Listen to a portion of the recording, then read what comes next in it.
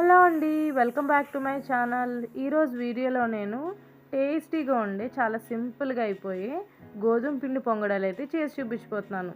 ముందుగా ఈ చూపిస్తున్న కప్ తోటి 2 కప్స్ అయితే గోధుమ పిండి వేసేసుకొని 1 కప్ అయితే మిల్క్ వేసేసుకొని 1 కప్ అయితే షుగర్ కూడా వేసేసుకొని బాగా ఈ చూపిస్తున్న విస్కర్తో అయితే మొత్తం పిండి అంతా పట్టేటట్టు మిక్స్ చేసుకోవాలండి. ఇది చేసుకోవడం చాలా సింపుల్ అండి. ఓన్లీ ఈ 3 ఇంగ్రీడియంట్స్ తోటే మనం ఇది చేసేసుకోవచ్చు.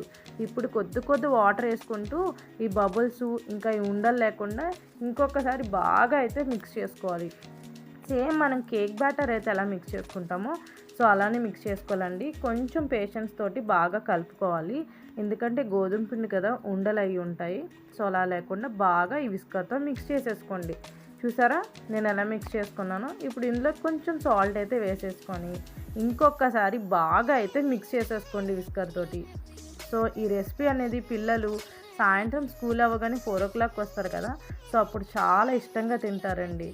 సో చూస్తున్నారు కదా, ఇప్పుడు ఇందులోకి నేను బేకింగ్ సోడా కూడా వేసేసుకొని ఇంకొకసారి బాగా మిక్స్ చేస్తున్నాను.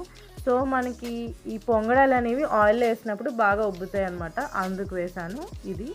సో ఇప్పుడు నేను విస్కర్ తోటి ఈ స్మూత్ టెక్స్చర్ అయితే చేశానండి. చూసారు కదా నేను ఇందాకడికి ఇప్పటికి ఎంత స్మూత్ వచ్చిందో బ్యాటర్ అనేది. సో ఇలా రావాలి. ఇప్పుడు నేను దీన్ని పక్కన పెట్టేసుకొని ఒక 5 minutes అయితే నేను మూత పెట్టి క్లోజ్ చేస్తున్నానండి.